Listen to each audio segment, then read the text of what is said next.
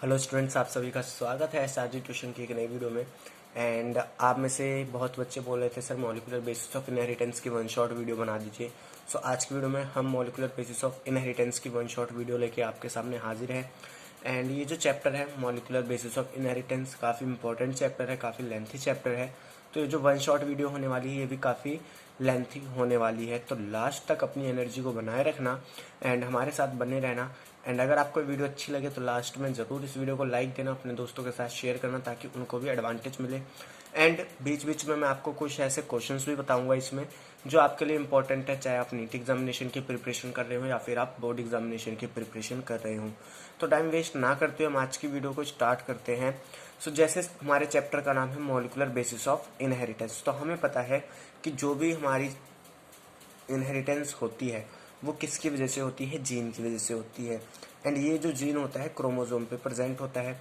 And chromosome हमारा क्या होता है, डीएनए से मिलकर बना होता है। एंड डीएनए हमारा क्या होता है, जेनेटिक मटेरियल होता है।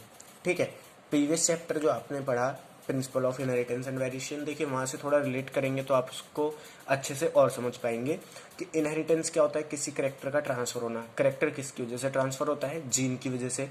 जीन प्रेजेंट होता है डीएनए पे, ठीक है, या हम कहें जीन प्रेजेंट होता है क्रोमोसोम पे, क्रोमोसोम बना हुआ होता है डीएनए से। एंड डीएनए हमारा क्या है, जेनेटिक मटेरियल है। तो आज के चैप्टर में हम पढ़ेंगे कि जेनेटिक मटेरियल किस तरीके से हमारे इनहेरिटेंस को या हमारे कैरेक्टर को कंट्रोल करता है। एंड हमें ये कैसे पता चला कि जो डीएनए है हमारा वही हमारा जेनेटिक मटेरियल है, इसके पीछे डिस्कवरी कैसे हुई। ठीक है, साथ ही साथ हम पढ़ेंगे कि इसका रेगुलेशन कैसे होता है, किस तरीके से कैरेक्टर को कंट्रोल करता है। तो सबसे पहले हम पढ़ते हैं डीएनए होता क्या है। डीएनए आप सभी जानते हैं कि लॉन्ग पॉलीमर यानी बहुत लंबी चेन होती है डीऑक्सीराइबो न्यूक्लियोटाइड्स की। सो सबसे पहले हम पढ़ते हैं कि ये जो न्यूक्लियोटाइड है ये होते क्या हैं। तो सबसे पहले न्यूक्लियोटाइड तीन चीज़ों से मिलके बने होते हैं। कौन कौन से, nitrogen base, pentose sugar and phosphate group. सबसे पहले हम पढ़ते हैं नाइट्रोजन बेसिस क्या होते हैं। ये हमारे हेट्रोसाइक्लिक कंपाउंड होते हैं। हेट्रोसाइक्लिक कंपाउंड होते हैं जो नाइट्रोजन कंटेन करते हैं, जो नाइट्रोजन कंटेन करते हैं। अब ये जो हमारे नाइट्रोजन बेसिस हैं ये दो तरीके के होते हैं, एक हमारे होते हैं प्यूरिन्स, एक हमारे होते हैं पायरिमिडिन्स। प्यूरिन में हमारे आते हैं adenine and guanine, and pyrimidines में हमारे आते हैं साइटोसिन, यूरासिल एंड थाइमिन। अब देखिए जो आरएनए डीएनए का हम अलग अलग करते हैं, इनमें एक मेजर रोल प्ले करते हैं पायरिमिडिन्स। क्या होता है कि जो हमारे आरएनए होते हैं उनमें यूरासिल पाया जाता है एंड थाइमिन नहीं पाया जाता। एंड जो हमारे डीएनए होते हैं उनके अंदर थाइमिन पाया जाता है, यूरासिल नहीं पाया जाता। तो इस बात को नोट कर लेना अपनी कॉपी में। इसके बाद हम बात करते हैं पेंटोज शुगर की। पेंटोज शुगर हमारी क्या होती है, 5 कार्बन की एक शुगर होती है। एंड इसके बाद हमारा आता है फॉस्फेट ग्रुप। तो अब इसका एक मैं डायग्राम आपको दिखा देता हूं कि होता किस तरीके से है। सो देखिए ये जो मैंने डायग्राम बनाया है ये हमारे एक न्यूक्लियोटाइड का है। इसमें ये जो ए है हमारा, ये हमारा क्या है, नाइट्रोजीनस बेस। कौन सा नाइट्रोजीनस बेस, एडेनिन, इसलिए मैंने यहाँ पे ए लिखा है। एंड ये जो हमारी पूरी स्ट्रक्चर है ये हमारी है पेंटोज शुगर की। यहाँ पे अगर आप कार्बन काउंट करें तो ये पहला कार्बन, जहाँ पे नाइट्रोजन बेस लगा होगा उसे हम 1 हमेशा क्या देंगे, काउंटिंग देंगे। ये सेकंड कार्बन, ये थर्ड कार्बन, ये फोर्थ कार्बन एंड ये फिफ्थ कार्बन। ठीक है, तो फिफ्थ कार्बन पे हमारा क्या हुआ, एक फॉस्फेट ग्रुप ऐड हो जाएगा। तो इस तरीके से न्यूक्लियोटाइड की स्ट्रक्चर होती है। अब मैं बात करता हूं कि दो न्यूक्लियोटाइड आपस में किस तरीके से जुड़े हुए होते हैं। सो देखिए मान लीजिए ये हमारा क्या है, पूरा एक सेकंड क्या है, न्यूक्लियोटाइड है। तो ये दो न्यूक्लियोटाइड आपस में कैसे जुड़े होते हैं, देखिए ये जो हमारा फॉस्फेट ग्रुप है ये 5वें कार्बन से जुड़ा होता है हर केस में। देखिए इस केस में भी देखिए, इस केस में भी देखिए, ये अगर मैं काउंटिंग करूँ तो किससे जुड़ा है, 5वें कार्बन से जुड़ा हुआ है। ठीक है, तो इसे हम बोलते हैं 5 डैश एंड। क्या बोलते हैं, 5 डैश एंड। एंड यहाँ पे देखिए इसका ये जो 5 डैश एंड है ये किस पे जुड़ा हुआ है, 3 डैश एंड पे। तो ये हमारा क्या है, 3 डैश एंड है। तो क्या होता है, दो न्यूक्लियोटाइड आपस में कैसे जुड़े होते हैं कि एक 5 डैश एंड पे जो हमारा फॉस्फेट ग्रुप होता है ये दूसरे न्यूक्लियोटाइड के 3 डैश एंड पे अटैच होता है। ठीक है, जैसे आप यहाँ पे देखो ये 5 डैश एंड है, ये 3 डैश एंड है। क्या है, ये फॉस्फेट ग्रुप एक न्यूक्लियोटाइड के 5 डैश एंड पे है एंड दूसरे न्यूक्लियोटाइड के 3 डैश एंड पे है। इस तरीके से यहाँ पे बॉन्डिंग होती है।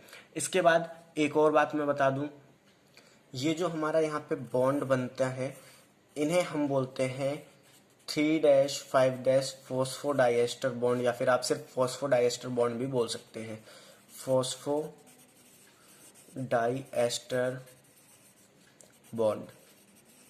ठीक है। एंड ये जो हमारा ribo sugar and nitrogen base में ये जो हमारा बॉन्ड बना होता है, इसे हम बोलते हैं ग्लाइकोसिडिक बॉन्ड। क्या बोलते हैं? Glycosidic bond. ये बॉन्ड के नाम याद रखना क्योंकि नीट में क्वेश्चन आ सकता है। ठीक है। अब इसके बाद आती है कि इनमें न्यूक्लियोसाइड क्या होता है। देखिए, अगर मान लीजिए मैं सिर्फ इस पूरे स्ट्रक्चर की बात करूं जिसमें हम फॉस्फेट ग्रुप को नहीं ले रहे हैं, तो इस स्ट्रक्चर को हम क्या बोलेंगे, क्या नाम देंगे? इस स्ट्रक्चर को हम न्यूक्लियोसाइड। क्या नाम देंगे? न्यूक्लियोसाइड। यहां लिख देता हूं मैं, इसे हम क्या नाम देंगे? न्यूक्लियोसाइड। जैसे यहाँ पे देखिए एडेनिन लगा है तो इसका नाम क्या हो जाएगा? एडिनोसाइन। यहाँ पे थायमिन लगा है तो इसका नाम क्या हो जाएगा? यूरिडिन, या फिर इसे हम डीऑक्सी थायमिडाइन भी बोलते हैं। ठीक है। तो ये नाम याद रखना। एनसीईआरटी में और भी चारों जो हमारे कंपाउंड है उनके भी नाम दे रखे, तो उन्हें याद कर लेना। अब मैंने आपको स्ट्रक्चर बता दिया एंड बता दिया कि जो दो न्यूक्लियोटाइड हैं वो एक दूसरे से जुड़े हुए होते हैं 3-5 फॉस्फोडाइएस्टर बॉन्ड के द्वारा। इसके बाद हम आते हैं डबल हेलिक्स मॉडल पे। देखिए, आपको वीडियो लॉन्ग लग सकती है क्योंकि मैं हर एक चीज़ को कम्प्लीटली एक्सप्लेन कर रहा हूँ, तो ऐसा मत सोचना कि आपका कुछ भी छूट रहा है। पूरी एनसीईआरटी आपकी कवर करूंगा मैं। ठीक है। डबल हेलिक्स मॉडल जो है ये दिया था James Watson and Francis Crick ने। एंड इन्होंने ये जो डबल हेलिक्स मॉडल दिया था, इन्होंने ये चीज़ दो ऑब्जर्वेशन या हम कहें दो एक्सपेरिमेंट के बेसिस पे दिया था, जिसमें एक हमारा आता है चारगाफ रूल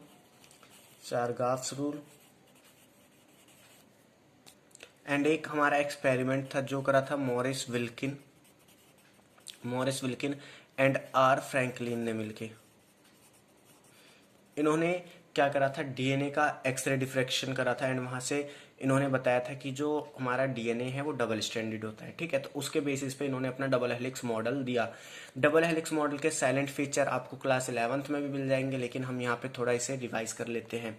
ये हमें बताता है कि जो डीएनए है वो दो पॉलीन्यूक्लियोटाइड चेन का बना हुआ होता है, जिनकी जो बैकबोन है वो कंस्टिट्यूट करती है शुगर फॉस्फेट ग्रुप्स को, एंड जो बेसिस हैं वो उसके इनसाइड होते हैं।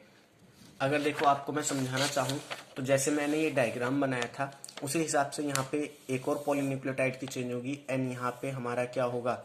यहाँ पे हमारा नाइट्रोजन बेसिस ऐसे कंसिस्ट होंगे। सो अभी आप पढ़ेंगे कि एडेनिन हमेशा थायमीन के साथ बॉन्ड बनाता है। किसके साथ बॉन्ड बनाता है? थायमीन के साथ। एंड कैसा बॉन्ड बनाता है? डबल हाइड्रोजन बॉन्ड बनाता है। एंड जो थायमीन है ये वाइस वर्सा यानी एडेनिन के साथ बॉन्ड बनाता है एंड कैसा बॉन्ड बनाता है? डबल बॉन्ड बनाता है। ठीक है। इसी तरीके से ग्वानिन जो है साइटोसाइन के साथ ट्रिपल बॉन्ड बनाता है। सेकंड हमें ये बताता है कि इनकी जो डायरेक्शन होती है वो एंटी पैरेलल होती है। अगर एक स्ट्रैंड की डायरेक्शन 5' to 3' है, यानी एक मान लो ये स्ट्रैंड है, इसका इधर 5' एंड फ्री है फॉस्फेट का एंड इधर 3' एंड फ्री है, तो जो दूसरा डीएनए होगा वो अपोजिट होगा, उसका 5' एंड इधर फ्री होगा, 3' एंड इधर फ्री होगा। इसके बाद ये हमें बताते हैं कि जो बेस है उनके बीच में हाइड्रोजन बॉन्डिंग देखी जाती है। एडेनिन थायमिन के साथ 2 हाइड्रोजन बॉन्ड बनाता है, ग्वानिन साइटोसाइन के साथ 3 हाइड्रोजन बॉन्ड बनाता है। इसके बाद इन्होंने हमें बताया कि जो डीएनए है जिसका डबल हेलिक्स स्ट्रक्चर है वो राइट हैंड साइड पे कॉइल हो रहा होता है एंड इसकी जो पिच है वो 3.4 नैनोमीटर की होती है, यानी दो सक्सेसिव टर्न के बीच में जो लेंथ होती है वो 3.4 नैनोमीटर की होती है एंड हर एक पिच में 10 बेस पेयर प्रेजेंट होते हैं। तो अगर मैं बात करूं कि बेस पेयर्स के बीच में कितना डिस्टेंस होता है तो वो हो जाएगा 0.34 नैनोमीटर।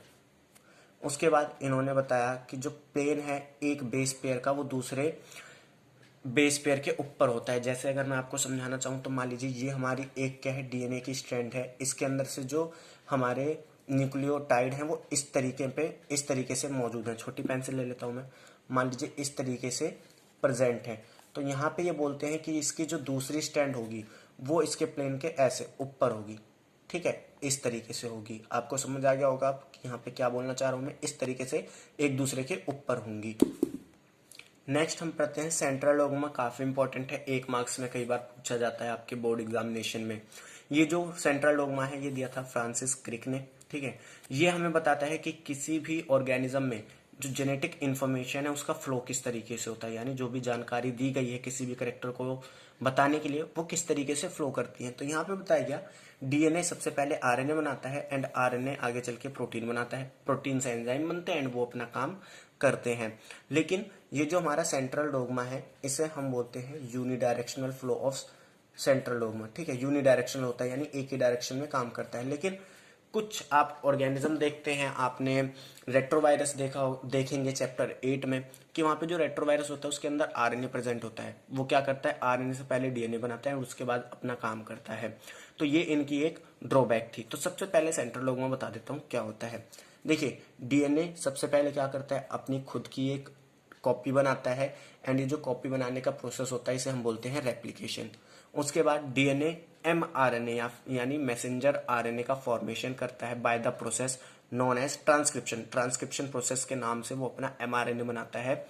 एमआरएनए प्रोटीन का फॉर्मेशन करते हैं किस प्रोसेस से, ट्रांसलेशन प्रोसेस की मदद से। एक बार दोबारा रिवाइज कर लो क्या बताया मैंने, डीएनए से डीएनए बनता है, इस प्रोसेस को हम बोलते हैं रेप्लिकेशन।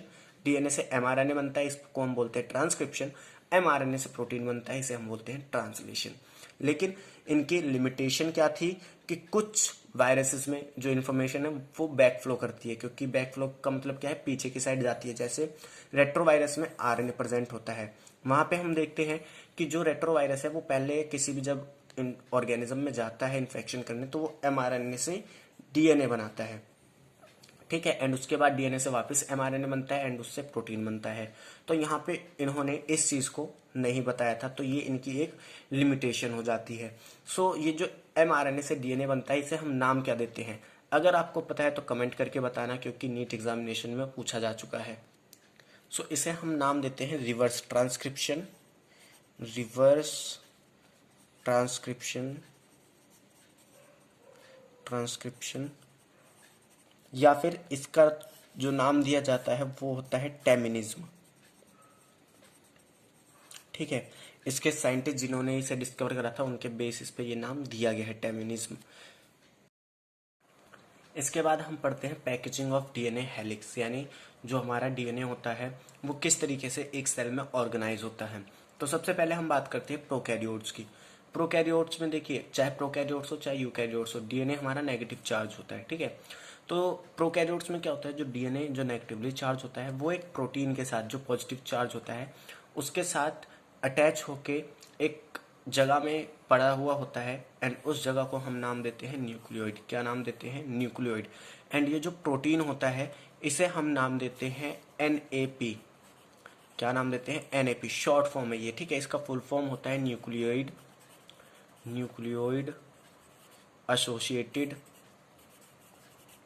एसोसिएटेड ठीक है प्रोटीन, ये इसका पूरा नाम होता है। इसके साथ ये क्या होते हैं, अटैच होकर न्यूक्लियोइड रीजन में प्रेजेंट होते हैं। तो याद रखना न्यूक्लियोइड क्या है, जगह है जहां पे हमारा डीएनए प्रोटीन के साथ मिलता है।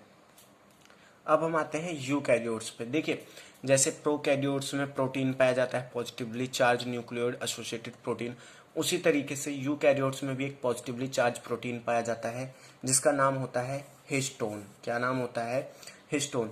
ये पॉजिटिव चार्ज प्रोटीन बेसिकली किसकी वजह से होता है, क्योंकि इनकी जो प्रोटीन की ये जो चेन है ये बनी होती है लाइसिन एंड आर्गिनिन से, जो क्या होते हैं पॉजिटिव चार्ज कंटेन करते हैं। इसीलिए ये जो प्रोटीन होता है ये भी कैसा होता है, पॉजिटिवली चार्ज होता है।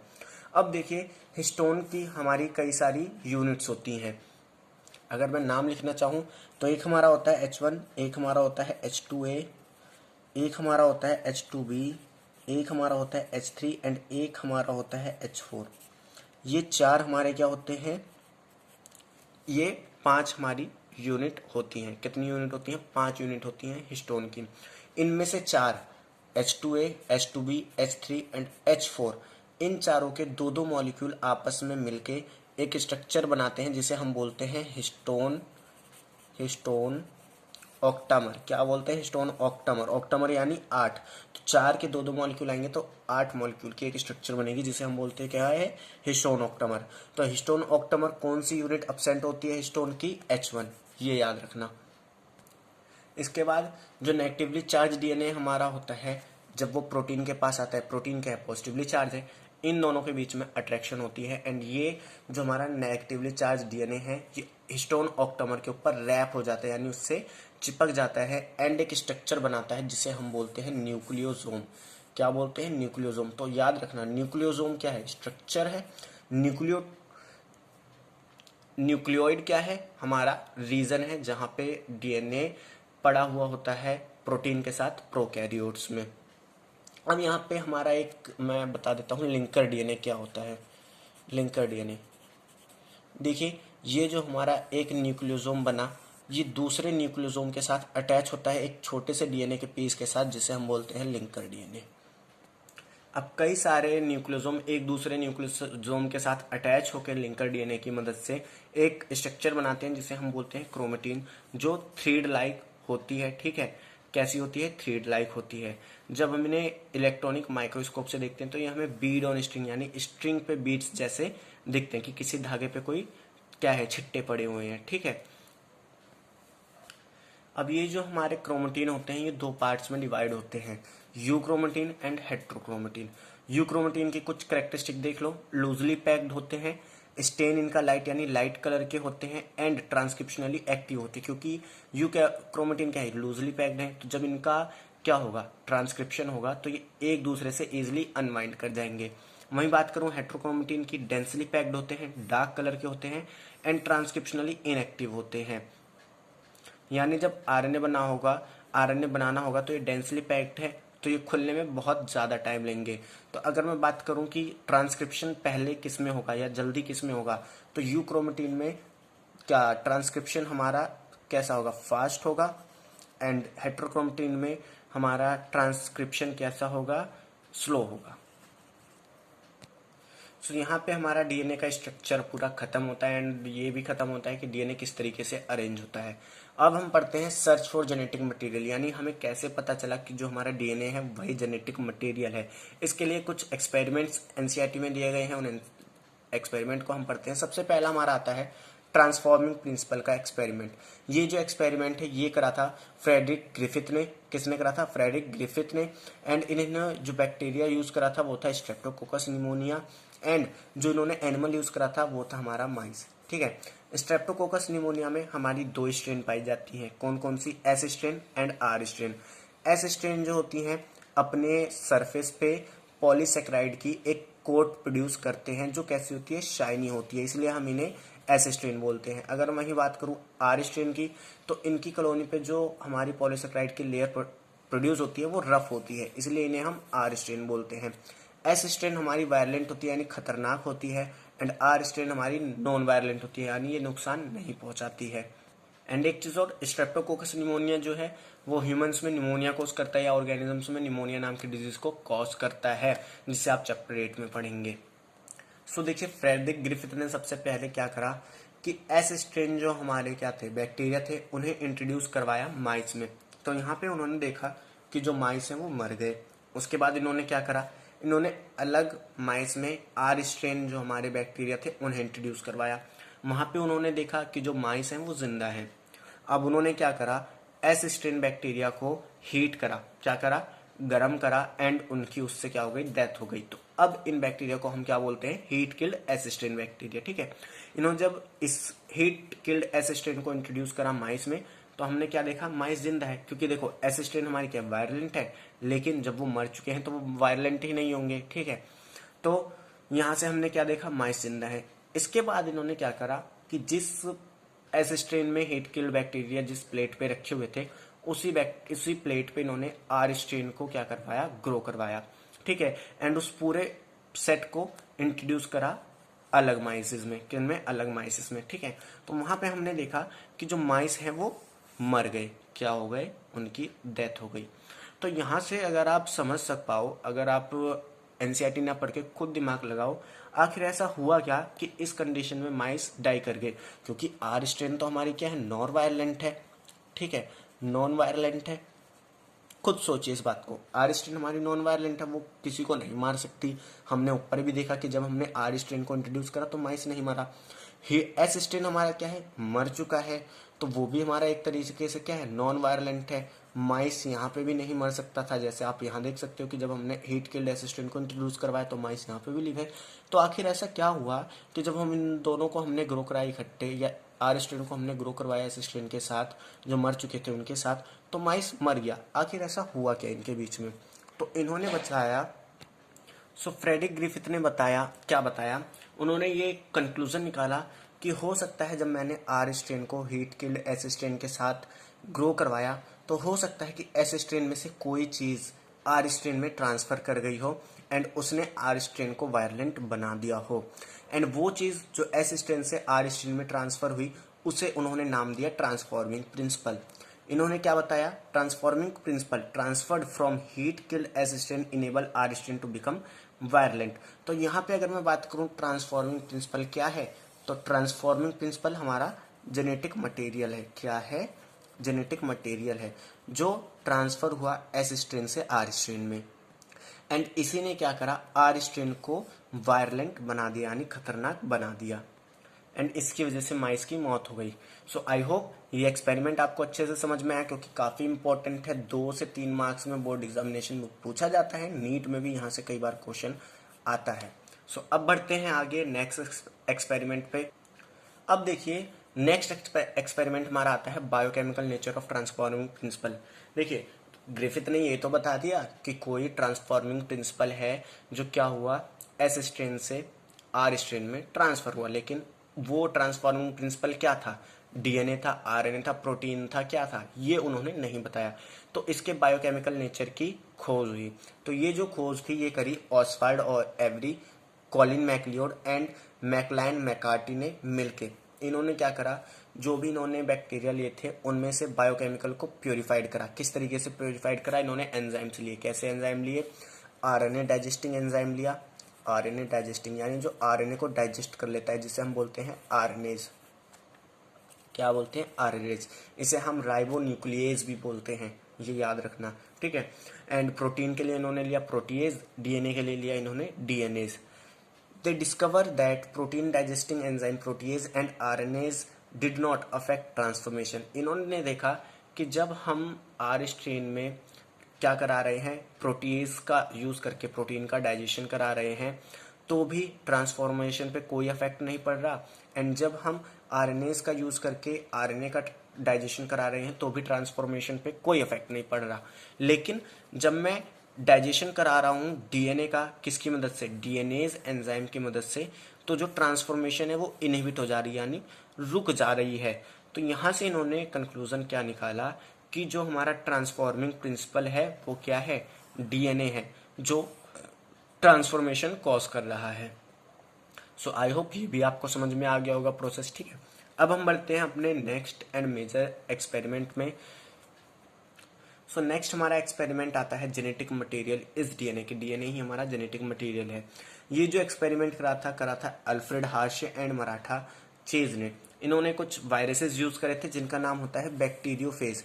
ये क्या करते हैं, बैक्टीरिया में इन्फेक्शन कराते हैं, इसलिए हम इन्हें क्या बोलते हैं, बैक्टीरियोफेज। एंड इन्होंने जो बैक्टीरिया यूज करे उनका नाम था एसेशिया कोलाई। अब यहाँ पे मैं आपसे एक क्वेश्चन पूछना चाहता हूँ जो आपने class 11th chapter 2 biological classification में पढ़ा होगा। मैं यहाँ पे आपसे पूछना चाहता हूँ कि बैक्टीरियोफेज में किस तरीके का जेनेटिक मटेरियल पाया जाता है। तो ये इसका आंसर आप कमेंट करके बताना। एंड अगर आप अभी तक हमारे साथ बने हुए हैं, इस वीडियो को देख रहे हैं, तो इस वीडियो को लाइक करना अगर आपको समझ में आ रहा है। तो आगे बढ़ते हैं। इन्होंने क्या करा, कुछ वायरसेस को यानी कुछ बैक्टीरियोफेज को ग्रो करवाया रेडियो एक्टिव फॉस्फोरस पे। अब जिन वायरसेस को इन्होंने ग्रो करवाया रेडियो एक्टिव फॉस्फोरस पे, उनके पास रेडियो एक्टिव डीएनए था।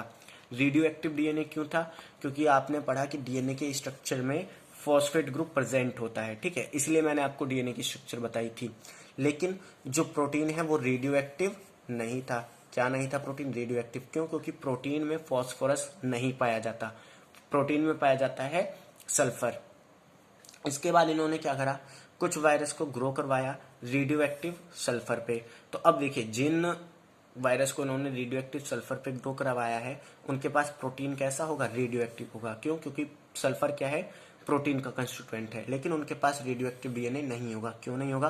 क्योंकि डीएनए में सल्फर नहीं होता, स्ट्रक्चर आप देख चुके हैं। सो ये जो इन्होंने दोनों चीजें करी, इस प्रोसेस को हम नाम देते हैं लेबलिंग।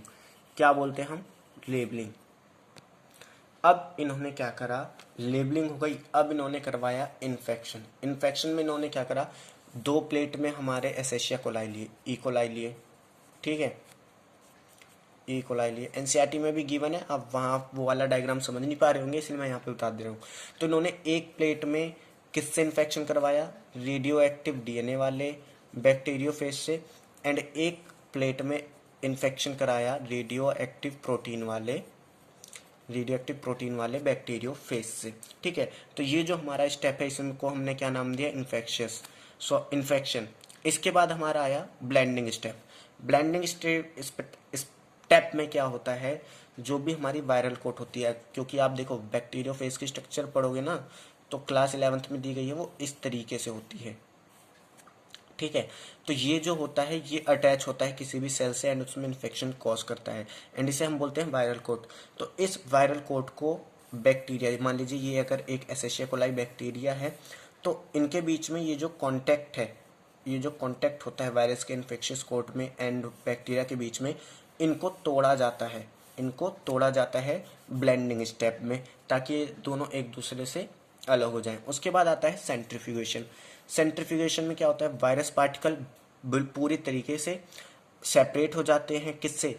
बैक्टीरिया से, सेंट्रीफ्यूगेशन मशीन में उन्हें घुमाने के बाद। सेंट्रीफ्यूगेशन हमारा क्या होता है? इसमें जो ब्लेंडिंग में क्या हुआ? अलग हुए। सेंट्रीफ्यूगेशन में क्या होता है? दोनों सेपरेट हो जाते हैं on the basis of their densities, ठीक है। तो देखिए यहाँ पे क्या होता है, जो हमारे क्या होते हैं, जो हमारे वायरस पार्टिकल होते हैं, ये हल्के होते हैं, इसीलिए ये ऊपर रह जाते हैं। इसे देखिए ऊपर, मैं थोड़ा समझा देता हूँ, ऊपर नीचे। जैसे मान लीजिए सेंट्रीफ्यूगेशन मशीन है, तो डेंसिटी के हिसाब से जो हमारे नीचे बैठ जाते हैं, जिनकी डेंसिटी भारी होती है, उन्हें हम नाम देते हैं पैलेट। क्या नाम देते हैं? पैलेट। एंड जो हमारे हल्के होते हैं, जो ऊपर होते हैं, उन्हें हम नाम देते हैं सुपरनेटेंट। क्या नाम देते हैं? सुपरनेटेंट। तो देखिए, इनमें हमने इन्फेक्शन कराया, इनमें इन्फेक्शन कराया। अब मान लीजिए जो हमारी जो हमारे बैक्टीरियोफेज होंगे, वो हमारे कहाँ चले जाएंगे? सुपरनेटेंट में, दोनों ही केसेस में। एंड जो हमारे बैक्टीरिया होंगे, वो किस में आएंगे? पैलेट में आएंगे, ठीक है। तो क्या होता है यहाँ पे देखिए, जिन एसेशिया कोलाई में क्या होता है, जिन एसेशिया कोलाई में हमने रेडियो एक्टिव डीएनए से क्या करवाया था? इन्फेक्शन कराया था। हमने देखा कि उनका जो पैलेट है वो रेडियो एक्टिव है। कैसा है? रेडियो एक्टिव है, यानी जो बैक्टीरियल सेल है वो रेडियो एक्टिव है। एंड जिन जिन एसेशिया कोलाई में हमने रेडियो एक्टिव प्रोटीन के द्वारा इन्फेक्शन कराया था, उनके पैलेट में कोई भी रेडियो एक्टिविटी नहीं है, नो रेडियो एक्टिविटी, ठीक है। तो देखिए पैलेट में रेडियो एक्टिविटी कहाँ से आई होगी? उस ट्रांसफॉर्मिंग प्रिंसिपल की वजह से ही आई होगी। एंड ट्रांसफॉर्मिंग प्रिंसिपल हमारा यहाँ पे सिर्फ डीएनए था जो रेडियो एक्टिव था, तो यहाँ से हमने कंक्लूजन निकाला कि जो हमारा डीएनए है वही हमारा जेनेटिक मटेरियल है। सो आई होप ये एक्सपेरिमेंट भी आपको समझ में आ गया होगा। अब हम बढ़ते हैं आगे एंड पढ़ते हैं प्रॉपर्टीज ऑफ जेनेटिक मटेरियल। किसी भी जेनेटिक मटेरियल की क्या प्रॉपर्टीज होनी चाहिए? सबसे पहला, वो अपना रेप्लिका बना सके, यानी अपनी कॉपी बना सके। एंड हम पढ़ चुके हैं कि जो हमारे डीएनए वो अपनी कॉपी बना सकते हैं, ठीक है। उस प्रोसेस को हम क्या नाम देते हैं? रेप्लिकेशन। उसके बाद केमिकली एंड स्ट्रक्चरली स्टेबल होना चाहिए, ठीक है। थर्ड आता है provide scope for slow changes, यानी उनमें म्यूटेशन आनी चाहिए जो डीएनए में आ सकती है। Able to express itself in form of Mendelian character, वो अपने आप को as a gene, Mendelian character का मतलब है जीन, ठीक है, जिन्हें उन्होंने नाम दिया था फैक्टर, उसके रूप में अपने आप को क्या कर सके? एक्सप्रेस कर सके। एंड हमें पता है कि जो डीएनए हमारा होता है उसके अंदर कुछ स्पेसिफिक सीक्वेंस होते हैं जिन्हें हम बोलते हैं सिस्ट्रोन, जो प्रोटीन का फॉर्मेशन करते हैं या एंजाइम का फॉर्मेशन करते हैं, उन्हीं को हम जीन बोलते हैं। तो ये मेंडेलियन कैरेक्टर भी क्या करते हैं? एक्सप्रेस करते हैं। इसीलिए डीएनए को हम जेनेटिक मटेरियल बोलते हैं। अब कई बच्चे बोलते हैं सर फिर हम आरएनए को क्यों नहीं करते? देखिए आप केमिस्ट्री में पढ़ेंगे कि आरएनए हमारा कम स्टेबल होता है एज कंपेयर टू डीएनए। वो हमारा बायोलॉजी का स्कोप नहीं है, इसलिए हम उसे यहाँ पे डिस्कस नहीं कर रहे हैं। अब हम बढ़ते हैं रेप्लिकेशन पे कि कोई भी डीएनए अपनी कॉपी किस तरीके से बनाता है। सो रेप्लिकेशन पे कई बार क्वेश्चन पूछता है ये होता कौन से फेज में है, ये एस फेज में होता है, इसे आप क्लास 11th में भी पढ़ चुके हो।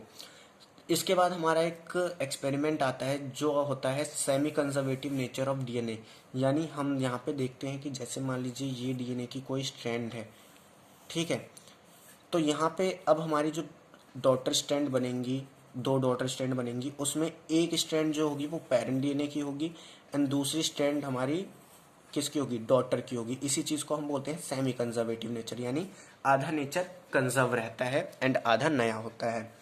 ये एक्सपेरिमेंट करा था मैथ्यू मैसलन एंड फ्रैंकलिन स्टाल ने। सो देखिए उन्होंने एक्सपेरिमेंट में क्या करा, एसेशिया कोलाई को ऐसे मीडियम पे ग्रो करवाया जो हैवी नाइट्रोजन कंसिस्ट करता था, ठीक है। तो यहाँ पे देखिए हैवी नाइट्रोजन है, उस पर हम ग्रो करा रहे हैं, तो जो जनरेशन बनेगी उसमें भी क्या देखा जाएगा, हमारा हैवी नाइट्रोजन देखा जाएगा। तो यहाँ पे क्या हुआ, 15N यानी जो हैवी नाइट्रोजन था वो न्यूली सिंथेसाइज डीएनए में क्या हो गया, इनकॉर्पोरेटेड हो गया, क्योंकि डीएनए में हमारा क्या प्रेजेंट होता है, नाइट्रोजन। नाइट्रोजन क्यों प्रेजेंट होता है, जो हमारे नाइट्रोजिनस बेसिस होते हैं वो तो नाइट्रोजन के ही बने होते हैं हमारे, इसलिए वहां पे नाइट्रोजन इनकॉर्पोरेटेड हो जाता है, जिन्हें नॉर्मल डीएनए से अलग करा जाता है सेंट्रीफ्यूगेशन की मदद से। जैसे मैं बता चुका हूं, सेंट्रीफ्यूगेशन में क्या होता है, डेंसिटी के बेसिस पे क्या होता है, डिस्टिंग्विश होता है, यानी अलग करे जाते हैं डेंसिटी के बेसिस पे। सो देखो हुआ क्या, इन्होंने कुछ एसेशिया कोलाई को किस पे ग्रो करवाया, हैवी नाइट्रोजन मीडियम पे, जिससे क्या हुआ, जो हमारी नई सेल्स बनी उनके अंदर हैवी नाइट्रोजन देखा गया। तो जो नई एसेशिया कोलाई बनी उनके अंदर हैवी नाइट्रोजन देखा गया, N15 यहाँ ऊपर से रिप्रेजेंट कर दे रहा हूँ मैं, ठीक है। अब इन्होंने क्या करा, इन एसेशिया कोलाई को वापस नॉर्मल जो भी हमारा नाइट्रोजन का सोर्स था उस मीडियम पे ग्रो करवाया, ठीक है। क्या कराया, नॉर्मल नाइट्रोजन वाले सोर्स पे ग्रो करवाया एंड उन्होंने एक रेगुलर इंटरवल पे फिर अपने सैंपल निकालना चालू करे। तो इन्होंने अपना पहला सैंपल निकाला 20 मिनट बाद, क्योंकि जो एसेशिया कोलाई है वो 20 मिनट में डिवीजन शो कर देती हैं अपना। DNA was extracted from culture 1 generation after transfer for 50N to 14N had intermediate density, यानी पहले उन्होंने एसेशिया कोलाई को 15N पे ग्रो करवाया, उसके बाद उसे 14N नाइट्रोजन पे ग्रो करवाया। जब उसे 14N पे ग्रो करवाया तो उसके 20 मिनट बाद उन्होंने पहली जनरेशन की क्या करी, अपनी सैंपलिंग निकाली। तो उन्होंने देखा कि उनके पास जो डीएनए है वो इंटरमीडिएट डेंसिटी का है। कैसी डेंसिटी का है, इंटरमीडिएट डेंसिटी का है। एंड उन्होंने फिर क्या करा, 40 मिनट बाद क्या निकाली, एक सेकंड सैंपलिंग निकाली। तो जो उन्होंने 40 मिनट बाद सैंपलिंग निकाली उनमें उन्होंने देखा कि इक्वल नंबर ऑफ हमारा क्या है, इंटरमीडिएट डेंसिटी वाले क्या है, इंटरमीडिएट डेंसिटी वाले डीएनए हैं एंड इक्वल नंबर में ही हमारे नॉर्मल डीएनए वाले क्या हैं, एसेशिया कोलाई हैं। जैसे देखिए यहाँ पे मैंने बताया DNA extracted after another generation, यानी सेकंड जनरेशन जो 40 मिनट बाद देखी जाएगी उसमें इक्वल अमाउंट में हाइब्रिड डीएनए था, यानी हमारा इंटरमीडिएट डीएनए था एंड हमारा इक्वल नंबर में लाइट डीएनए था, ठीक है। तो यहाँ से इन्होंने कंक्लूजन निकाला कि जो डीएनए है वो सेमी कंजर्वेटिव नेचर शो करता है। सो अब हम अपने वापस रेप्लिकेशन के टॉपिक पे वापस आ जाते हैं एंड पढ़ते हैं मशीनरी एंड एंजाइम। सबसे पहले मेन एंजाइम जो आपके नीट एग्जामिनेशन में कई बार पूछा जाता है वो है डीएनए डिपेंडेंट डीएनए पॉलीमरेज, जो डीएनए या हम कहें रेप्लिकेशन में हेल्प करता है, ये याद रखना। एंड इसकी एक क्या होती है, प्रॉपर्टी होती है कि ये किसी भी रिएक्शन को कैटलाइज करता है, यानी उसकी स्पीड को बढ़ाता है 5' to 3' की डायरेक्शन में, 5' to 3' की डायरेक्शन में। एंड इसकी इस प्रॉपर्टी की वजह से हम आगे पढ़ेंगे कि हमारे लीडिंग एंड लैगिंग स्ट्रैंड बनते हैं। इसके बाद हमारा आता है रेप्लिकेशन फॉर्क, की होता क्या है, ये वाई शेप्ड स्ट्रक्चर होती है जो बनती है हमारे 2 डीएनए स्ट्रैंड के अनवाइंड होने से, यानी अलग अलग होने से। इसके बाद जो हमारे डीऑक्सीराइबो ट्राइफॉस्फेट होते हैं, डीऑक्सीराइबो न्यूक्लियोसाइड ट्राइफॉस्फेट होते हैं, उनका ड्यूअल पर्पस कई बार पूछा जाता है। देखिए एक तो ये एक्ट करते हैं एज अ सबस्ट्रेट, क्योंकि इन्हीं से आगे चल के क्या बनेगा, न्यूक्लियोटाइड बनेगा। एंड ये अपना क्या करते हैं, फॉस्फेट ग्रुप रिलीज करते हैं। यहाँ पे ट्राई फॉस्फेट है लेकिन हमें एक ही फॉस्फेट चाहिए, तो ये 2 फॉस्फेट ग्रुप छोड़ते हैं। तो ये क्या करते हैं, पॉलीमराइजेशन के लिए एनर्जी भी प्रोवाइड करते हैं। तो इनके 2 कौन कौन से पर्पज हो गए, एक्ट करेंगे as a substrate and provide करेंगे एनर्जी पॉलीमराइजेशन के लिए। इसके बाद इसमें आता है ओरिजिन ऑफ रेप्लिकेशन। ये क्या होता है, अभी देखिए मैं सिर्फ स्ट्रक्चर्स के बारे में समझा रहा हूँ, आगे हम कंप्लीट देख लेंगे होता क्या है। ओरिजिन ऑफ रेप्लिकेशन क्या होता है, रीजन जहां से रेप्लिकेशन स्टार्ट होता है उसे हम बोलते हैं origin of replication. Short form में इसे ओरी भी बोलते हैं एंड इसका बायोटेक्नोलॉजी में भी रोल होता है, तो ये याद रखना। इसके बाद हम आते हैं मैकेनिज्म ऑफ रेप्लिकेशन पे। रेप्लिकेशन होता कैसे है, सबसे पहले हमारा एक एंजाइम होता है हेलिकेज नाम का, वो हमारा दोनों स्ट्रैंड पे एक्ट करता है एंड उन्हें अनवाइंड करता है, एक दूसरे से अलग करता है, जिसकी वजह से वाई शेप्ड स्ट्रक्चर बनती है, जिसे हमने अभी क्या बोला था, रेप्लिकेशन पढ़ा चुका हूं मैं। इसके बाद हमारा DNA dependent DNA polymerase enzyme जो है वो अपना काम करता है एंड रिएक्शन को कैटलाइज करता है 5' to 3' की डायरेक्शन में, जिसकी वजह से हमारे न्यू डॉटर स्ट्रैंड बनते हैं। अब देखिए यहाँ पे हमारा एक स्ट्रैंड बनता है वो होता है लीडिंग एंड एक हमारा स्ट्रैंड बनता है वो होता है हमारा लैगिंग स्ट्रैंड। अब थोड़ा इसको समझ लेते हैं, ये लीडिंग एंड लैगिंग स्ट्रैंड बनते कैसे हैं। जैसे मान लीजिए ये मेरी एक क्या है, एक हमारा रेप्लिकेशन फोक है, ये हमारा दूसरा रेप्लिकेशन फोक है, ठीक है। अगर मैं एक की स्ट्रैंड मान लूँ 5' to 3', मान लीजिए इसकी मैंने मान ली 5' to 3', तो इसकी क्या हो जाएगी 3' to 5' क्योंकि एंटी पैरेलल होती है, ठीक है। अब जो हमारा डीएनए डिपेंडेंट डीएनए पॉलीमरेज है ये किस डायरेक्शन में रिएक्शन को कैटलाइज करता है, 5' to 3' की डायरेक्शन में, ठीक है, 5' to 3' की डायरेक्शन में। तो यहाँ पे सबसे पहला हमारा 5' का एक आरएनए प्राइमर आएगा, ठीक है। एंड इस आरएनए प्राइमर को बनाया जाता है किसकी मदद से, डीएनए डिपेंडेंट नाम बता दे रहा हूं मैं क्योंकि कई बार पूछ लेता है, आरएनए पॉलीमरेज इसकी मदद से ये आरएनए पॉलीमर बनाया जाता है। ये पॉलीमर बेसिकली क्या होता है, 6 से 10 न्यूक्लियोटाइड की एक छोटी सी स्ट्रक्चर होती है, ये आके जुड़ेगा एंड यहाँ पे 3' ग्रुप आ जाएगा। इस तरीके से फिर यहाँ पे जितने भी हमारे न्यूक्लियोटाइड होते हैं जो बनते हैं वो इस तरीके से यहाँ पे अटैच हो जाएंगे, ठीक है। तो ये हमारी क्या होती है, ये कंटिन्यूस फिर बनती चली जाती है। अब हम इसकी बात कर लेते हैं। देखिए यहाँ पे जो हमारा क्या बनेगा 5' to 3' की डायरेक्शन में होगा, तो आरएनए प्राइमर कहाँ लगेगा, यहाँ लगेगा। यहाँ पे हमारा क्या होगा, आरएनए प्राइमर लगेगा, ये 5' ये 3'। इसके बाद यहाँ से देखो क्या होगा, ये कंटिन्यूस बनता चला जाएगा स्ट्रैंड, ठीक है। तो अब आप बोलोगे सर ये तो दोनों ही कंटिन्यूस बन गए, यानी दोनों ही लीडिंग हो गए, ठीक है। तो लैगिंग कहाँ पे बना, अब देखिए इसको मैं थोड़ा और एक्सपेंड करता हूँ क्योंकि ये तो इतना ही पे हमारा रेप्लिकेशन नहीं होगा। एनसीईआरटी में बच्चे कंफ्यूज हो जाते हैं क्योंकि वहाँ पे दिखाया नहीं गया कि ये होता किस तरीके से है। अब जब ये यहाँ तक कंप्लीट हो गया, इसे मैं लाइन से खींच देता हूँ, ठीक है, ये यहाँ तक कंप्लीट हो गया, अनवाइंड हो गया।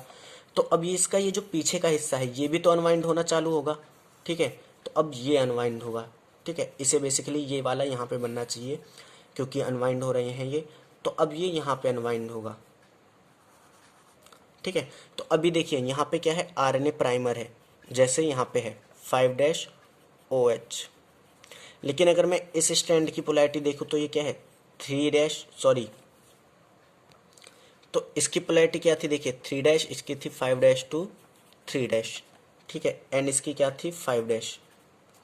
तो अब देखिए यहाँ पे हमारा 5' OH ग्रुप लगा है, ठीक है, एंड यहाँ पे हमारा क्या है, ये 3' में स्ट्रैंड बनी है, यहाँ पे 5' लगा है, ये 3' में स्ट्रैंड बनी है। तो अब देखिए ये 3' में है, आगे मेरे को 5' स्ट्रैंड चाहिए कि क्या चाहिए बताइए। सो यहाँ पे देखिए यहाँ तक तो ये 5' कंटिन्यू चल रहा है, तो ये आगे ऐसे और कंटिन्यू चला जाएगा, ठीक है, क्योंकि 5' की डायरेक्शन में रिएक्शन पॉलीमराइज हो रही है। लेकिन यहाँ पे देखो क्या होगा, यहाँ पे 5' है लेकिन कहाँ से बनना है, यहाँ से बनना है, तो यहाँ पे एक और 5' OH का हमारा आरएनए प्राइमर आके लगेगा, ठीक है।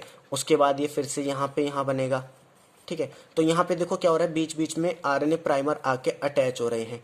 तो ये जो प्राइमर आके अटैच होते हैं इनकी वजह से ये जो स्ट्रैंड है ये लेट बनती है, इसलिए हम इन्हें बोलते हैं लैगिंग स्ट्रैंड। क्या बोलते हैं, लैगिंग स्ट्रैंड। यहाँ पे जो हमारी बनती है इसे हम बोलते हैं leading strand, leading strand. And यहाँ पे क्या होता है, ये हमारे लैगिंग स्ट्रैंड बनते हैं, लीडिंग स्ट्रैंड हो गया। अब देखिए यहाँ पे जब मैं इन आरएनए प्राइमर्स को हटाऊंगा, निकालूंगा बाहर, तो ये हमारे फ्रेगमेंट्स में क्या बनेंगे, न्यूली स्ट्रैंड बनेंगे। तो इन फ्रेगमेंट्स को हम बोलते हैं Okazaki fragments, Okazaki fragments. And ये ओकाज़ाकी फ्रेगमेंट्स एक दूसरे से जोड़े जाते हैं एंजाइम डीएनए लाइगेज के द्वारा, डीएनए लाइगेज के द्वारा। तो ये पूरा प्रोसेस होता है डीएनए रेप्लिकेशन का। आई होप ये चीज़ आपको अच्छे से समझ में आई होगी कि लीडिंग स्ट्रैंड क्यों बनते हैं, लैगिंग स्ट्रैंड क्यों बनते हैं। सो देखो यहाँ पे मैंने बताया कि लीडिंग स्ट्रैंड क्या होती है, हमारी वो स्ट्रैंड होती है जिसकी पोलैरिटी होती है 5' to 3'। एनसीईआरटी में 3' to 5' बोला गया, लेकिन वहां पे देखो वर्ड यूज करा गया है टेम्पलेट। टेम्पलेट का मतलब होता है जिसके रिस्पेक्ट में बन रही है, यानी ये पेरेंट स्ट्रैंड की बात करी गई है, ठीक है। एंड मैंने यहाँ पे डॉटर स्ट्रैंड की लिखा है। तो अगर आप इसे काट के 3' to 5' लिखना चाहो तो लैगिंग स्ट्रैंड आपका क्या हो जाएगा, फिर 5' to 3' हो जाएगा, ठीक है। दोनों का मतलब एक ही है, लेकिन आपको यहाँ पे ज़्यादा दिक्कत ना हो इसलिए मैंने 5' to 3' रखा था, बाकी आपकी मर्जी है। लीडिंग स्ट्रैंड कंटिन्यूस बनती है, लैगिंग स्ट्रैंड डिसकंटिन्यूस बनती है, क्योंकि वहाँ पे आरएनए प्राइमर आके अटैच होते हैं जिसकी वजह से फ्रेगमेंट्स होते हैं। लीडिंग स्ट्रैंड में फ्रेगमेंट एब्सेंट होते हैं क्योंकि कंटिन्यूस बनती है, लैगिंग स्ट्रैंड में फ्रेगमेंट्स होते हैं क्योंकि ये डिसकंटिन्यूस होती है। ओकाज़ाकी फ्रेगमेंट्स बता दिए मैंने होते क्या हैं, ठीक है। डीएनए लाइगेज का नाम बता दिया होता क्या है। सो इसको अब हम पढ़ते हैं ट्रांसक्रिप्शन। तो इसे पढ़ने से पहले मैं थोड़ा वाटर पी लूँ। सो देखिए अब हम पढ़ते हैं ट्रांसक्रिप्शन। तो ट्रांसक्रिप्शन जैसे हमने देखा था सेंट्रल डोग्मा में, क्या होता है, हमारा डीएनए से एमआरएनए बनने का जो प्रोसेस होता है उसे हम क्या बोलते हैं, एमआरएनए बनने का जो प्रोसेस होता है उसे हम बोलते हैं ट्रांसक्रिप्शन। देखिए सबसे पहले एक इंपॉर्टेंट क्वेश्चन जो बोर्ड एग्जामिनेशन में 3 मार्क्स में पूछा जाता है कि why both strand of DNA not copy during transcription, यानी ट्रांसक्रिप्शन के दौरान डीएनए की दोनों स्ट्रैंड को कॉपी क्यों नहीं करा जाता। इसका आंसर एनसीईआरटी में गिवन है, लेकिन बच्चे नहीं पढ़ते हैं तो इसको छोड़ के आ जाते हैं। देखिए एनसीईआरटी पहला रीजन बताती है, if both strand act as template they code for RNA molecule with different sequence which in turn code for protein. The sequence of amino acid is different, hence one segment of DNA code for 2 different protein. इसे simple language में समझते हैं। सो देखिए मैं आपको समझाता हूँ कि यहाँ पे बेसिकली जो एनसीईआरटी वो बोलना क्या चाह रही है। तो मैं एक यहाँ पे मान लीजिए ये डीएनए की मेरी स्ट्रैंड है, यहाँ पे है ATG, ठीक है। इसका कॉम्प्लीमेंट्री पार्ट लिख दो, ये हो जाएगा T, ये हो जाएगा A, ये हो जाएगा C, ठीक है। अब देखिए जब ट्रांसक्रिप्शन के दौरान इस डीएनए से आरएनए बनेगा, क्या बनेगा, आरएनए बनेगा। तो यहाँ पे देखिए एडेनिन का एडेनिन आ गया। अब आपको पता है जो थायमिन है वो सिर्फ डीएनए में प्रेजेंट होता है, यूरस एंड आरएनए में प्रेजेंट नहीं होता। आरएनए में कौन होता है, यूरासिल, तो उससे रिप्लेस कर दो, यहाँ पे यूरासिल आ गया। फिर ग्वानिन ऐसे ही आ जाएगा। इसी तरीके से यहाँ पे क्या आ जाएगा, थायमिन की जगह यूरासिल, यहाँ एडेनिन, यहाँ पे ग्वानिन। अब देखो यहाँ पे एनसीईआरटी बताती है कि अगर दोनों जो हमारे डीएनए में हैं वो क्या करते हैं, दोनों ही स्ट्रैंड कोड करते हैं आरएनए के लिए, तो हमारे 2 आरएनए की चेन बनेगी जिसमें से एयूजी जो है, देखो एयूजी जो अमीनो एसिड बनाता है जिसे आप जेनेटिक कोड में पढ़ेंगे, वो बनाता है मिथियोनाइन। क्या बनाता है, मिथियोनाइन। स्पेलिंग गलत हो सकती है, भावनाओं पे जाना। क्या बनाता है, मिथियोनाइन। एंड जो हमारा यूएजी है, क्या है हमारा यूएजी है, ये मेरे ख्याल से टायरोसिन बनाता है, ठीक है। क्या बनाता है, यहाँ पे मैंने एक गलती कर दी, यूएजी हमारा स्टॉप कोडोन होता है, यहाँ पे ग्वानिन के सामने साइटोसिन आएगा, ठीक है। तो यूएसी हो गया हमारा, यूएसी हमारा बनाता है टायरोसिन, टायरोसिन, ठीक है। इस तरीके से आगे इसके और भी सीक्वेंस होंगे तो और भी तरीके के यहाँ पे अमीनो एसिड ऐड होते चले जाएंगे, ठीक है। तो यहाँ पे देखो कि एक ही डीएनए की सीक्वेंस से हमें 2 अलग अलग तरीके की पॉलीपेप्टाइड की चेन देखने को मिलेगी। जैसे यहाँ पे देख सकते हो कि पहले नंबर पे एक चेन में हमें टायरोसिन देखने को मिलेगा, दूसरे में पहले नंबर पे मिथोनिन देखने को मिलेगा, यानी एक डीएनए 2 पॉलीपेप्टाइड के लिए कोड करेगा, जो पॉसिबल नहीं है। यही चीज यहाँ पे बताई गई है इस पूरे लाइन में। सेकंड, ये हमें बताते हैं कि अगर 2 आरएनए मॉलिक्यूल प्रोड्यूस होते हैं इकट्ठे ठीक है, तो वो एक दूसरे के कॉम्प्लीमेंट्री होंगे, और सही बात है क्योंकि डीएनए कॉम्प्लीमेंट्री है तो आरएनए भी कॉम्प्लीमेंट्री होगा, यानी एक दूसरे के अपोजिट होगा। तो क्या होगा, ये एक दूसरे के साथ बॉन्ड बना लेंगे जिससे डबल स्ट्रैंडेड आरएनए बन जाएगा। अगर डबल स्ट्रैंडेड आरएनए बन जाएगा तो हमारा ट्रांसलेशन नहीं हो पाएगा, ट्रांसलेशन नहीं हो पाएगा तो हमारा प्रोटीन नहीं बन पाएगा, प्रोटीन नहीं बन पाएगा तो हमारा एंजाइम नहीं बनेगा एंड आगे का काम नहीं हो पाएगा। तो इसीलिए एक ही स्ट्रैंड पार्टिसिपेट करता है ट्रांसक्रिप्शन में। इसके बाद हम आते हैं ट्रांसक्रिप्शन में। ट्रांसक्रिप्शन की यूनिट पूछी जाती है कि कितनी यूनिट होती हैं, तो ये 3 यूनिट्स में डिवाइड होता है, promoter site, structural gene and terminator. Promoter हमारा क्या होता है, जहाँ से हमारा ट्रांसक्रिप्शन स्टार्ट होगा। टर्मिनेशन क्या होता है, जहाँ पे हमारा ट्रांसक्रिप्शन टर्मिनेट हो जाएगा। स्ट्रक्चरल जीन जो हमारा क्या बनाएगा, मैसेंजर आरएनए बनाएगा, उसे हम बोलते हैं स्ट्रक्चरल जीन। सो अब देखो, हमने पढ़ा कि 2 स्ट्रैंड में से कोई एक स्ट्रैंड पार्टिसिपेट करेगी ट्रांसक्रिप्शन में, तो वो स्ट्रैंड कौन सी होगी, वो स्ट्रैंड होगी 3' to 5' वाली। क्यों, क्योंकि देखिए जो हमारा डीएनए डिपेंडेंट आरएनए पॉलीमरेज होता है जो ट्रांसक्रिप्शन में मदद करता है, उसकी भी यही प्रॉपर्टी होती है कि वो रिएक्शन को कैटेलाइज करता है 5' to 3' की डायरेक्शन में। इसलिए हम क्या करते हैं, 3' to 5' वाली स्ट्रैंड को चूज करते हैं एंड इस स्ट्रैंड को हम टेम्पलेट स्ट्रैंड भी बोलते हैं। ठीक है, यहाँ पे देखिए रीजन भी बताया गया है। एंड यहाँ पे कई बार लोकेशन पूछ लेता है कि प्रमोटर साइट कहाँ पे प्रेजेंट होती है, तो प्रमोटर साइट प्रेजेंट होती है 5' एंड पे। एंड ये जो 5' एंड बताया गया है, ये आपको बताया गया है किसके रिस्पेक्ट में, नॉन टेम्पलेट स्ट्रैंड के रिस्पेक्ट में, यानी उस स्ट्रैंड के रिस्पेक्ट में जो कोड नहीं करेगी। एंड वो स्ट्रैंड जो कोड नहीं करेगी, ध्यान से सुनना मेरे बातों को, वो स्ट्रैंड जो कोड नहीं करेगी उसे हम क्या बोलते हैं, कोडिंग स्ट्रैंड बोलते हैं। नाम पे मत जाना, कई बार बच्चे गलत करके आते हैं, तो इसीलिए मैं आपको बोल रहा हूँ फोकस करो बात पे कि हमारी वो स्ट्रैंड जो कोड नहीं करती है उसे हम बोलते हैं कोडिंग स्ट्रैंड। एंड उसी कोडिंग स्ट्रैंड की रिस्पेक्ट में हमारी पोजीशन तय होती है प्रमोटर एंड टर्मिनेटर की। प्रमोटर जो है 5' एंड पे प्रेजेंट होता है एंड टर्मिनेटर 3' एंड पे प्रेजेंट होता है। एंड ये जो एंड है ये किसके रिस्पेक्ट में होते हैं, कोडिंग स्ट्रैंड के रिस्पेक्ट में, जो ट्रांसक्रिप्शन यानी mRNA के लिए कोड नहीं करते। इसके बाद हम पढ़ते हैं सिस्ट्रोन होते क्या हैं। ये डीएनए के वो सेगमेंट होते हैं जो कोड करते हैं पॉलीपेप्टाइड के लिए, यानी प्रोटीन के लिए। तो कई बार पूछा जाता है why all cistron are DNA but all DNA are not cistron. तो इसका आंसर मैं बता देता हूँ आपको। देखिए, सिस्ट्रोन हमारी वो यूनिट होती है जो पॉलीपेप्टाइड के लिए कोड करती है, लेकिन हर एक डीएनए पॉलीपेप्टाइड के लिए कोड नहीं करता। इसलिए जितने भी सिस्ट्रोन होते हैं वो डीएनए होते हैं, लेकिन हर डीएनए सिस्ट्रोन नहीं होता, क्योंकि हर डीएनए पॉलीपेप्टाइड के लिए कोड नहीं करता। इन structural gene transcription unit could भी मोनोसिस्टोनिक और पॉलीसिस्टोनिक, यानी ट्रांसक्रिप्शनल जीन जो होता है हमारा वो मोनोसिस्टोनिक यानी एक तरीके का प्रोटीन भी बना सकता है। ठीक है, यानी उससे वो जो सेगमेंट है वो एक तरीके के प्रोटीन के लिए भी कोड कर सकता है एंड अलग कई तरीके के प्रोटीन के लिए भी कोड कर सकता है। जैसे आप अभी लैकोप्रिन पढ़ेंगे जहाँ पे हमारा 3 एंजाइम बनते हैं, बीटा ग्लैक्टोसिडेज, परमिएज एंड ट्रांसएसाइटिलेज। ठीक है, सो वो बात की बात है। अभी हम आगे बढ़ते हैं एंड पढ़ते हैं एक्सोन क्या होते हैं। एक्सोन हमारे कोडिंग सीक्वेंस या फिर एक्सप्रेस सीक्वेंस होते हैं जो मैच्योर mRNA में मौजूद होते हैं। ठीक है, इंट्रोन हमारी वो यूनिट होती हैं जो नॉन फंक्शनल यूनिट होती हैं, यानी किसी काम की नहीं होती, लूचिला फंगी होती हैं एंड मैच्योर आरएनए में अब्सेंट होती है।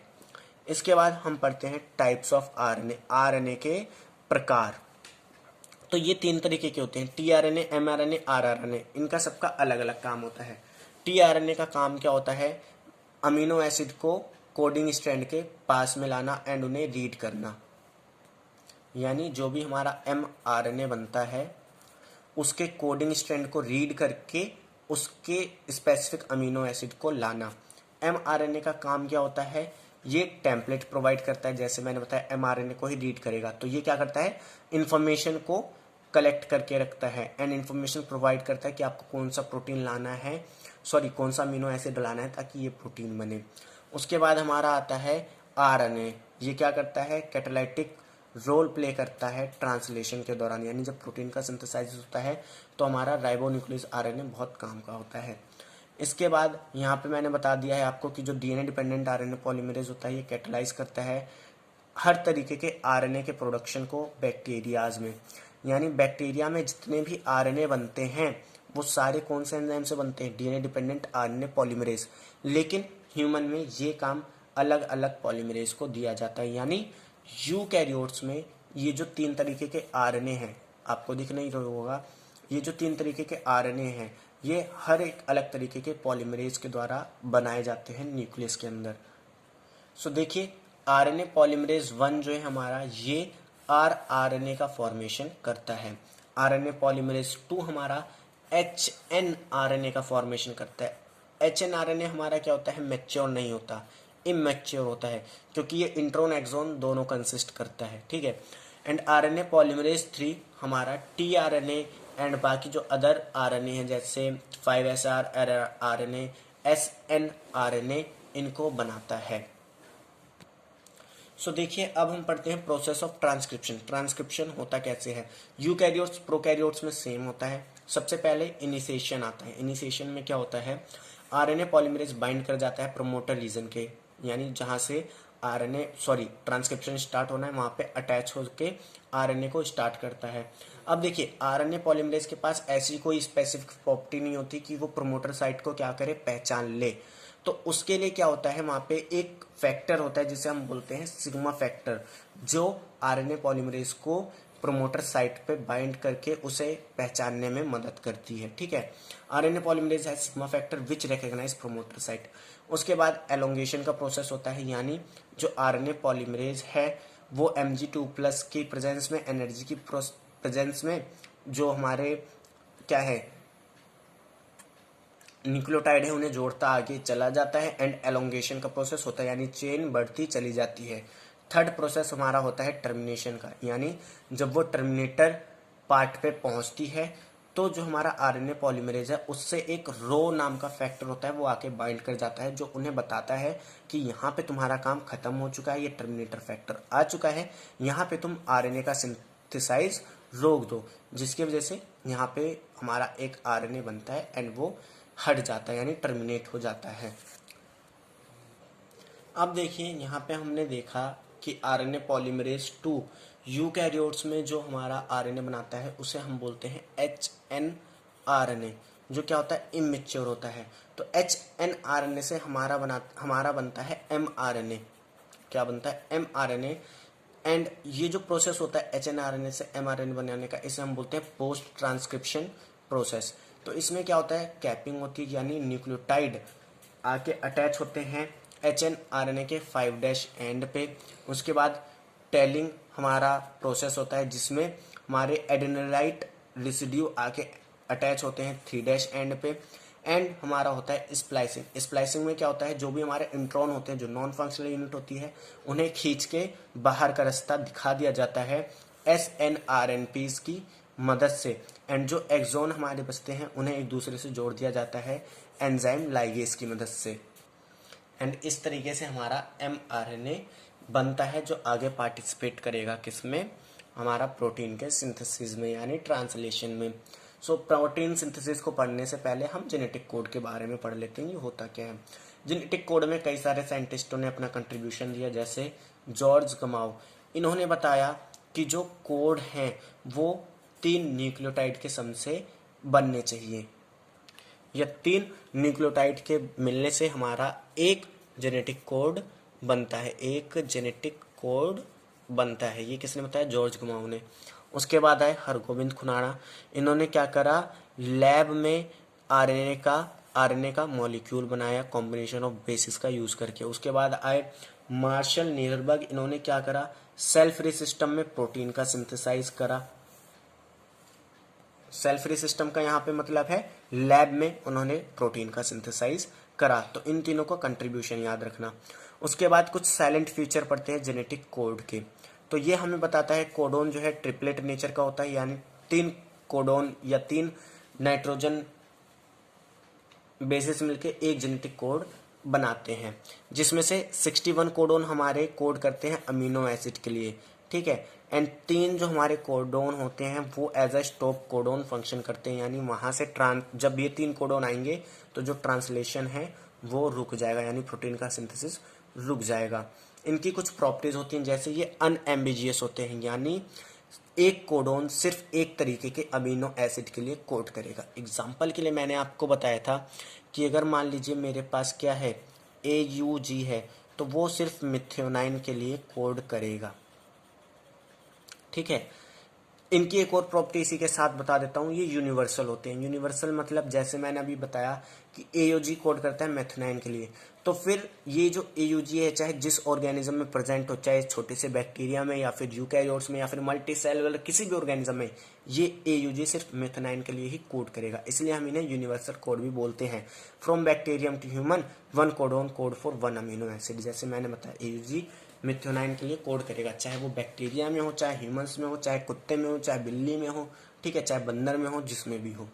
उसके बाद इनकी एक प्रॉपर्टी होती है डीजनरेट की। डीजनरेट का मतलब यहाँ पे क्या है कि एक अमीनो एसिड जो है वो एक से ज़्यादा कोडोन के द्वारा बनाया जाता है, इसीलिए हम बोलते हैं कि जो कोडोन है वो डीजनरेट होते हैं।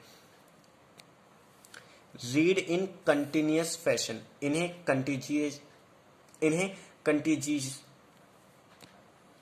इन्हें कंटीजियस फैशन में पढ़ा जाता है एंड इनकी कोई भी पंक्चुएशन नहीं होती है, यानी जैसे यहाँ पे लिखा है UAG तो इसे हम सिर्फ UAG ही पढ़ेंगे। अगर यहाँ पे लिखा है AUG तो इसे हम AUG पढ़ेंगे, ना कि ऑग पढ़ेंगे।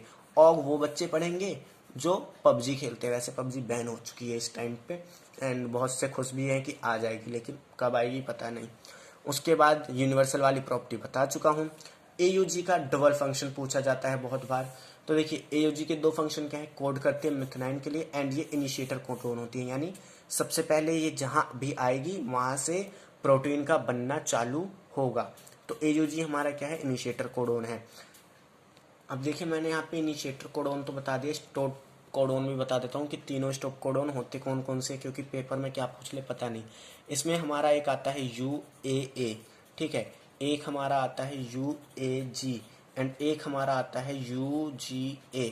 ये तीनों हमारे क्या है, स्टॉप कोडोन है। जहां पे ये आएंगे हमारा ट्रांसलेशन का प्रोसेस रुक जाएगा। NCERT में tRNA के बारे में थोड़ी सी स्ट्रक्चर दी गई है, इन्हें पढ़ लेते हैं। tRNA जो है इनके पास कॉम्प्लीमेंट्री बेस होते हैं। कॉम्प्लीमेंट्री बेस मतलब जैसे मान लो ये कोई RNA है, यहाँ पे है AUG, ठीक है, तो यहाँ पे जो हमारा tRNA आएगा, tRNA मान लो ये हमारा क्या है tRNA, तो इसके पास 2 साइट होती है, एक हमारी होती है amino acid binding site and एक हमारी होती है कॉम्प्लीमेंट्री साइट। कॉम्प्लीमेंट्री साइट में क्या होगा, इस mRNA के लिए कॉम्प्लीमेंट्री बेस होंगे। जैसे एडेनिन किससे अटैच होता है, थायमिन से, तो यहाँ पे क्या जाएगा थायमिन, सॉरी यहाँ पे UA आएगा, U आएगा, क्योंकि RNA की बात चल रही है तो यहाँ पे U आएगा। यहाँ पे U की जगह क्या आएगा, U किसके कॉम्प्लीमेंट्री होता है, A के कॉम्प्लीमेंट्री होता है, यहाँ पे A आ गया, ठीक है। G को किसके कॉम्प्लीमेंट्री होता है, C के, तो यहाँ पे C आ गया। तो यहाँ पे देखो क्या बना, UAC बना। तो जो UAC है वो कोड करता है टायरोसिन के लिए, तो यहाँ पे जो अमीनो एसिड होगा वो क्या होगा, टायरोसिन होगा, ठीक है। इस तरीके से ये tRNA काम करता है। Has an amino acid receptor and to which amino acid is bind, बता दिया मैंने आपको। Specific tRNA for initiator is refer to as initiator tRNA। अब देखिए किसी भी ट्रांसलेशन के प्रोसेस को इनिशिएट करने के लिए हमारे पास एक स्पेसिफिक tRNA होता है जिसे हम बोलते हैं इनिशिएटर tRNA। अगर हम इसकी स्ट्रक्चर की बात करें तो इसकी जो एक्चुअल स्ट्रक्चर होती है वो इन्वर्टेड एल शेप होती है, यानी उल्टे एल की तरह होती है, ठीक है। एंड जो सेकेंडरी स्ट्रक्चर होती है वो क्लोवर लीफ यानी लौंग के फूल की तरह होती है। सो अब हम पढ़ते हैं ट्रांसलेशन। ट्रांसलेशन में हम एक और स्ट्रक्चर पढ़ते हैं राइबोसोम, जो कंसिस्ट करता है 80% प्रोटीन को एंड इनके पास स्ट्रक्चरल RNA मौजूद होता है। राइबोसोम जो है हमारी 2 सब यूनिट में प्रेजेंट होते हैं, एक होती है लार्ज सब यूनिट, एक होती है स्मॉल सब यूनिट। राइबोसोम के बारे में आप क्लास 11th में पढ़ चुके हैं, इसलिए हम यहाँ पे ज़्यादा डीपली डिस्कस नहीं कर रहे हैं क्योंकि ये वन शॉट वीडियो है। When small subunit encounter an mRNA translation begin. अब देखिए क्या होता है, ये हमारा मान लीजिए क्या होता है, कोई भी हमारे ये क्या है RNA की स्ट्रैंड है, तो यहाँ पे एक बड़ा राइबोसोम पहले से ही अटैच होता है, ठीक है, उसी में आके अटैच होता है। एंड जैसे यहाँ पे छोटा हमारा स्मॉल सब यूनिट आती है किसकी, राइबोसोम की, तो यहाँ पे हमारा जो प्रोसेस है ट्रांसलेशन का वो स्टार्ट हो जाता है। लार्ज सब यूनिट में दो साइट होती हैं जिसे हम पी साइट बोलते हैं एंड ए साइट बोलते हैं। कौन कौन सी, P site and A site. इसमें एक और साइट होती है जिसे हम बोलते हैं ई साइट, ठीक है, ये मैंने एनसीईआरटी से लिखा है, एनसीईआरटी में दो ही साइट बताई है, लेकिन यहाँ पे एक ई साइट होता है जहाँ से पॉलीपेप्टाइड की चेन बनने के बाद, यानी जो हमारा प्रोटीन है वो बनने के बाद वहाँ से टर्मिनेट होता है। राइबोसोम जो है हमारा एक्ट करता है एज अ कैटलिस्ट, जो मैं बता चुका हूँ प्रीवियस में, किसमें, पेप्टाइड बॉन्ड के फॉर्मेशन में। अब इसके मैकेनिज्म को पढ़ लेते हैं ट्रांसलेशन के। सबसे पहले होता है एक्टिवेशन ऑफ अमीनो एसिड। इसमें क्या होता है, अमीनो एसिड एक्टिवेट होता है एटीपी की प्रेजेंस में। इसके बाद आता है चार्जिंग या फिर अमीनो एसाइलेशन ऑफ टीआरएनए। इसमें क्या होता है, अमीनो एसिड जो होता है हमारा एक्टिवेटेड अमीनो एसिड वो स्पेसिफिक टीआरएनए के साथ अटैच होता है एंड बनाता है अमीनो एसाइल टीआरएनए कॉम्प्लेक्स। क्या बनाता है, अमीनो एसाइल टीआरएनए कॉम्प्लेक्स। इसके बाद हमारा आता है इनिशिएशन का प्रोसेस, जहाँ पे क्या होता है, जो हमारा इनिशिएटर टीआरएनए होता है वो स्टार्ट करवाता है ट्रांसलेशन को। यहाँ पे क्या होता है, राइबोसोम बाइंड टू एमआरएनए, जो स्मॉल राइबोसोम है वो एमआरएनए से बाइंड करता है स्टार्टिंग कोडोन एयूजी पे, जो रिकॉग्नाइज होता है इनिशिएटर टीआरएनए के द्वारा। किसके द्वारा, इनिशिएटर टीआरएनए के द्वारा। एंड ट्रांसलेशन का प्रोसेस चालू हो जाता है। इसके बाद हमारा आता है एलोंगेशन।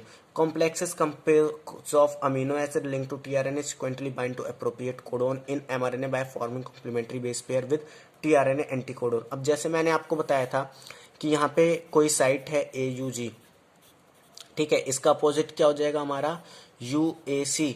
तो इसी तरीके से जो भी कॉम्प्लीमेंट्री साइट होती है टीआरएनए की वो आके अटैच होती है एंड उस कॉम्प्लीमेंट्री साइट्स के हिसाब से यहाँ पे अमीनो एसिड होता है टीआरएनए पे, जैसे यहाँ होगा टायरोसिन, ठीक है, तो यहाँ पे एक दूसरे अमीनो एसिड जुड़ते जाते हैं। अगला हमारा क्या होगा, अमीनो एसिड आएगा, जैसे मान लीजिए यहाँ पे मैं सीक्वेंस ले लेता हूँ, जी हो गया हमारा, एंड और सीक्वेंस में क्या लूँ, ए ले लेता हूँ एंड ए ले लेता हूँ। तो यहाँ पे हमारा इसका कॉम्प्लीमेंट्री पार्ट क्या बनेगा, ग्वानिन साइटोसिन के साथ CUU किसके लिए कोड करता है, तो उसमें नाम जेनेटिक कोडोन में देख लेना, LEU दे रखा है कुछ, ठीक है, तो उसके लिए ये कोड करता है। तो यहाँ पे अब क्या होगा, ये जो अमीनो एसिड होगा इससे इसके हेड पे भेज दिया जाएगा। ये बेसिकली होता है ए साइट पे एंड जो हमारा पहला टीआरएनए आता है वो आता है पी साइट पे एंड फिर ए साइट से पी साइट पे अमीनो एसिड को ऐसे ट्रांसफर करा दिया जाता है एंड जब पूरी पॉलीपेप्टाइड की चेन बनती है तो उसे ई साइट से बाहर निकाल दिया जाता है। इसके बाद आता है टर्मिनेशन का प्रोसेस। टर्मिनेशन में क्या होता है, at the end release factor bind to stop codon. Release factor stop codon से बाइंड करता है, जो क्या है, UAG, UAA, UGA बता चुका हूं मैं प्रीवियस जेनेटिक कोडोन में, जो ट्रांसलेशन को रोक देते हैं, टर्मिनेट करते हैं, जिसकी वजह से जो पॉलीपेप्टाइड की चेन बनी है उसे राइबोसोम से निकाल दिया जाता है ई साइट से, ठीक है, एंड इसके साथ हमारा पूरा जो ट्रांसलेशन है वो खत्म हो जाता है। अब हमने देखा कि कोई भी जेनेटिक फ्लो कैसे होता है इन्फॉर्मेशन का। अब हम पढ़ते हैं कि जो जीन एक्सप्रेशन है उसका रेगुलेशन होता है क्या, वह कैसे अपने आप को एक्सप्रेस करता है। तो यूकैरियोट्स में अगर हम बात करें तो रेगुलेशन कुछ चार लेवल पे होता है। सबसे पहले ट्रांसक्रिप्शन लेवल यानी डीएनए से आरएनए बनना, फिर प्रोसेसिंग लेवल HNRNA से mRNA बनना, उसके बाद होता है third transport of mRNA from nucleus to cytoplasm. क्योंकि ये चीज़ याद रखना, जो हमारा mRNA बनता है ये हमारा कहाँ बनता है, mRNA हमारा बनता है न्यूक्लियस के अंदर एंड जो हमारा प्रोटीन बनता है ये हमारा बनता है साइटोप्लाज्म के अंदर। किसके अंदर, साइटोप्लाज्म के अंदर, ठीक है। तो थर्ड हमारा स्टेप क्या होता है कि mRNA जो बना उसे ट्रांसपोर्ट करना साइटोप्लाज्म में एंड फोर्थ क्या होता है ट्रांसलेशनल लेवल, जहाँ पे प्रोटीन का सिंथेसाइज होता है। सो देखिए, ये जो रेगुलेशन है किसी भी जीन के एक्सप्रेशन को किस तरीके से रेगुलेट करा जाए, ये दो चीज़ों से होता है। एक होता है हमारा पॉजिटिव कंट्रोल, एक हमारा होता है नेगेटिव कंट्रोल। पॉजिटिव कंट्रोल में क्या होता है, जो प्रोडक्ट होता है रेगुलेटरी जीन का, वो एक्टिवेटर प्रोटीन होता है। क्या होता है, एक्टिवेटर होता है, यानी वो उस जीन के प्रोसेस को, यानी जो भी ट्रांसक्रिप्शन ट्रांसलेशन होने वाला है उसके प्रोसेस को एक्टिवेट करता है। नेगेटिव कंट्रोल में क्या होता है, जो प्रोडक्ट होता है रेगुलेटरी जीन का, जिसे हम अभी और लैक ओपरेन आप पढ़ोगे तो रेगुलेटरी जीन ये सब चीज़ अच्छे से समझ में आएगी। उसका जो हमारा प्रोडक्ट बनता है वो रिप्रेसर प्रोटीन होता है, यानी उसकी प्रेजेंस में वो जो हमारा प्रोसेस है वो रुक जाएगा। पॉजिटिव कंट्रोल में क्या होता है, प्रोमोटर जीन को एसएस ग्रांट दिया जाता है, यानी जो हमारा ट्रांसक्रिप्शन में प्रोमोटर साइट पड़ी थी उसे एसएस दिया जाता है कि वो आगे आरएनए बनाए। लेकिन नेगेटिव कंट्रोल में उसे एसएस नहीं दिया जाता, यानी एसएस को रिजेक्ट कर दिया जाता है, जिसकी वजह से ट्रांसक्रिप्शन नहीं होता। एंड ट्रांसक्रिप्शन नहीं होता तो ट्रांसलेशन नहीं होता। तो यहाँ पे देखो एसएस ग्रांट हो चुका है इसलिए यहाँ पे ट्रांसक्रिप्शन होगा, यहाँ पे एसएस रिजेक्ट हो चुका है इसलिए यहाँ पे ट्रांसक्रिप्शन नहीं होगा। अब देखिए, इसी में हम बात करते हैं लैक ओपरेन की, जो एसेशिया कोलाई में देखा जाता है। इसका एग्जाम्पल दे रखा है एनसीईआरटी में, तो उसे हम पढ़ लेते हैं। तो लैक ओपरेन हमारा क्या है, एक तरीके से एक रेगुलेशन है कि कोई भी जो हमारा डीएनए है एसेशिया कोलाई में वो अपने आप को किस तरीके से शो करेगा। तो इसमें एक हमारा होता है रेगुलेटरी जीन, एक हमारा होता है operator gene, and 3 structural gene यहाँ पे मौजूद होते हैं। यानी ये कैसा होता है, पॉलीसिस्ट्रॉनिक होता है, पॉलीसिस्ट्रॉनिक होता है। तो स्ट्रक्चरल जीन पढ़ लेते हैं कौन कौन से होते हैं। एक हमारा स्ट्रक्चरल जीन होता है जेड जीन, जो कोड करता है बीटा गैलेक्टोसिडेज के लिए। ये क्या करता है, लैक्टोज को हाइड्रोलाइज करता है, तोड़ता है गैलेक्टोज एंड ग्लूकोज में। उसके बाद हमारा आता है वाई जीन। वाई जीन क्या करता है, परमेज के लिए कोड करता है, जो क्या करता है, बीटा गैलेक्टोसिडेज की परमेबिलिटी को बढ़ाता है, यानी बीटा गैलेक्टोसिडेज सेल के अंदर आसानी से एंटर कर जाए उसकी परमेबिलिटी को बढ़ाता है। उसके बाद हमारा आता है ए जीन। ये जो हमारा ए जीन है ये कोड करता है एंजाइम ट्रांस एसाइटिलेज के द्वारा, सॉरी ये कोड करता है एंजाइम ट्रांस एसाइटिलेज के द्वारा के लिए, ठीक है, द्वारा नहीं, ट्रांस एसाइटिलेज के लिए। ये हमारा इंड्यूसर टाइप ऑफ ऑपरेन है। इंड्यूसर टाइप ऑफ ऑपरेन क्यों, क्योंकि यहाँ पे लैक्टोज की प्रेजेंस ज़रूरी होती है लैक्टोज को तोड़ने के लिए। क्योंकि आप अभी पढ़ेंगे कि यहाँ पे ऑपरेटर जीन क्या करता है, रिप्रेसर प्रोटीन को बनाता है, एंड उस रिप्रेसर प्रोटीन से लैक्टोज बाइंड करता है तो वो इनएक्टिव हो जाता है, जिसकी वजह से ट्रांसक्रिप्शन ट्रांसलेशन होता है। Regulation of lac operon by repressor is refer to as negative regulation. देखिए जैसे मैंने बताया ये क्या है, नेगेटिव रेगुलेशन। क्यों, क्योंकि यहाँ पे रिप्रेसर प्रोटीन बनता है जो क्या करता है, ट्रांसक्रिप्शन या हम कहें ऑपरेटर जीन से जाके बाइंड कर जाता है, जिसकी वजह से एसएस नहीं मिलता ट्रांसक्रिप्शन के लिए, एंड उसके ट्रांसक्रिप्शन के लिए एसएस नहीं मिलता तो एमआरएनए नहीं बनता, एमआरएनए नहीं बनता तो ट्रांसलेशन नहीं होता। सो देखिए, इस लैक ऑपरेन को मैं एनसीईआरटी के डायग्राम के थ्रू ही समझा रहा हूँ, एंड ये डायग्राम काफी इंपॉर्टेंट है, बोर्ड एग्जामिनेशन में पूछा जाता है। In the presence of inducer, in the absence of inducer. सबसे पहले हम पढ़ते हैं कि जब इंड्यूसर अब्सेंस है, इंड्यूसर यानी लैक्टोस नहीं है, लैक्टोस नहीं है तो यहाँ पे हमारा क्या है, जो हमारा आई जीन है, जो हमारा क्या है, रेगुलेटरी जीन है, इसे हम क्या बोलते हैं, रेगुलेटरी जीन है। रेगुलेटरी जीन ये बनाता है रिप्रेसर एमआरएनए, एंड ये एमआरएनए कोड करता है रिप्रेसर प्रोटीन के लिए, ठीक है। ये रिप्रेसर प्रोटीन जाके बाइंड कर जाता है ऑपरेटर से, किससे, ऑपरेटर जीन से। एंड जब ये ऑपरेटर जीन से बाइंड कर जाता है तो ये जो स्ट्रक्चरल जीन, मेरे फोन में स्पेस खत्म हो गया इसलिए थोड़ा प्रॉब्लम हो गया, तो कंटिन्यू करते हैं। क्या होता है, ऑपरेटर जीन से जब regulatory gene repressor protein bind कर जाता है तो वो क्या करता है, एसएस नहीं देता, जिसकी वजह से ट्रांसक्रिप्शन नहीं होता।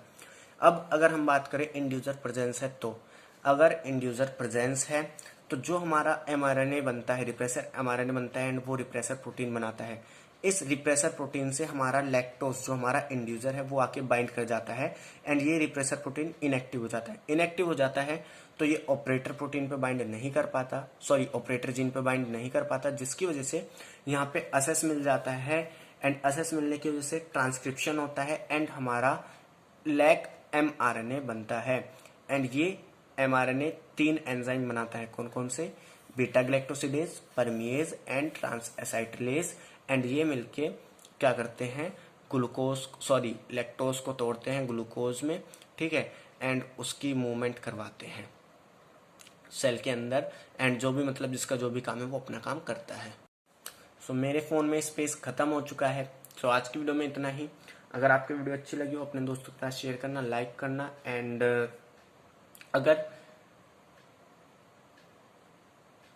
अगर आप हमारे इस चैनल पर नए हैं तो प्लीज़ चैनल को सपोर्ट दिखाना, एंड जो हमारे रिमेनिंग टॉपिक्स हैं उन्हें हम फिर आगे डिस्कस कर लेंगे। तो मिलते हैं नेक्स्ट वीडियो में, तब तक के लिए थैंक्स फॉर वॉचिंग।